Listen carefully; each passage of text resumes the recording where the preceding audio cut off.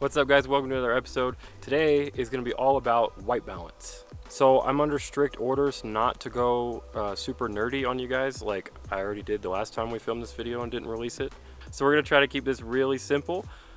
So what is white balance? In the simplest terms, white balance is how your camera controls color, the overall temperature of the color of the image.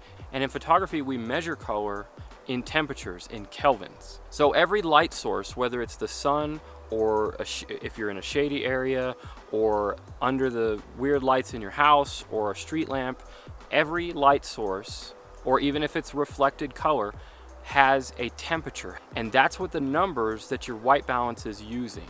So the goal for your camera is to match the color temperature to what it's seeing in the scenario that you're in. So that's what auto white balance does. Auto white balance is going to search and meter the scene and look at the whites and look at the darks and look at the grays and look at the colors, and it's going to try to figure out what the overall temperature of the light in the scene is, and then it's going to tell the camera to match that so that everything looks normal. But sometimes the scene gets a little complicated for auto white balance to handle, or it's just thrown off a little bit for whatever reason, and then that's when we want to change our white balance. And luckily there's a lot of great custom sets already for some very popular scenes in every camera. And it doesn't matter whether you're shooting on one of these or on one of these, they both have custom white balance presets that are pretty general. So what are those presets and how do we get to them? Let's go through on the camera first, and I'll walk you through what they are and what they look like and why they look that way. Alright, so let's check it out on the back of my camera here so I can show you guys in real time. Obviously I'm shooting on a Canon, and it's pretty similar for all Canon menus. It's also pretty standard across whatever if you're shooting Nikon or Sony or anything like that in terms of the presets. How you get there is different, so you have to look those up on yours. But on mine, I'm just going to go in here. I'll put it on live view so you guys can see. I'm just going to go in here and I'm going to hit Q, and then I'm going to go to the AWB, which stands for auto white balance, and then now I'm going to scroll through. So the common ones here are daylight, which is usually somewhere around 52 to 5500 Kelvin, and then shade, which is usually somewhere around 7000, and you can see that's warming it up a bit now. And by warming, I mean it's getting a little more orangey and yellowish. Okay, then if you have cloudy, that's usually somewhere around 6000 to 6500. Sorry, I have to keep changing my exposure because the clouds are passing by so fast. And then we usually have a tungsten, which is usually around 3000 to 3500. This one is at 3200. So you can see there, that's getting super blue.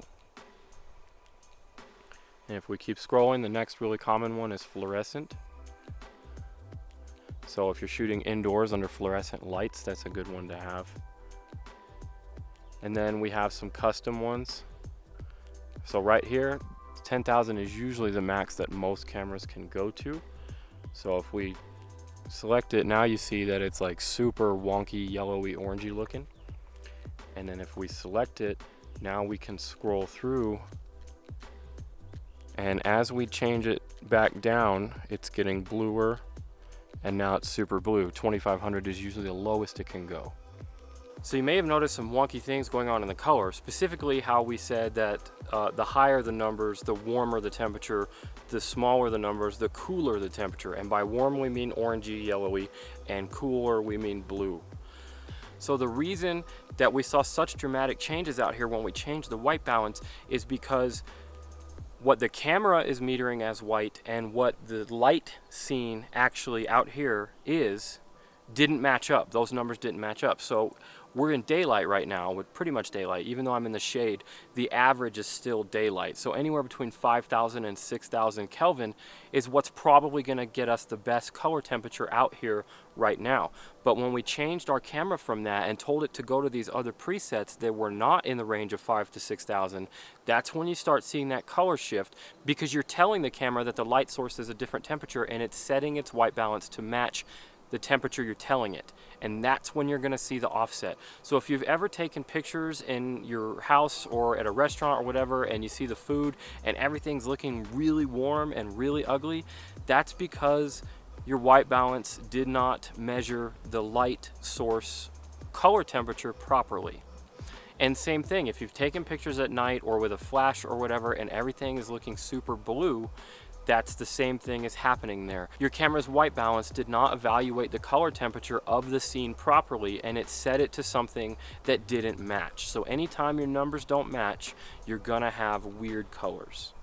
So camera technology has come a long ways. Most cameras, including DSLRs and phones and other cameras, do a pretty good job these days with average auto white balance. However, there are going to be those times when you're in those weird lighting situations, or you've got multiple lights or weird colors on your subjects or something, where you might try switching it to one of those presets or even dialing in the custom if you want to get really perfect white balance. So just remember, when you guys are out there shooting in normal scenarios, if you start to see weird colors and things aren't looking right and people don't look like people and trees don't look like trees and sky doesn't look like sky, then that's the time when you're going to want to go in there and adjust it to either one of those presets or set the color temperature yourself. And it's really easy to do on the back of these screens to just piddle in this digital age and figure out what looks the best to you. But that's how you do it. That's the basics of white balance. If you guys have any questions about anything that I went over or didn't go over concerning white balance, make sure you leave those in the comments below and I'll definitely answer them. So if you haven't already, definitely make sure you subscribe to my channel. I've got new videos every Tuesday and Friday. Hit that like button if this video helped you out. Thanks for watching. I'll see you in the next one.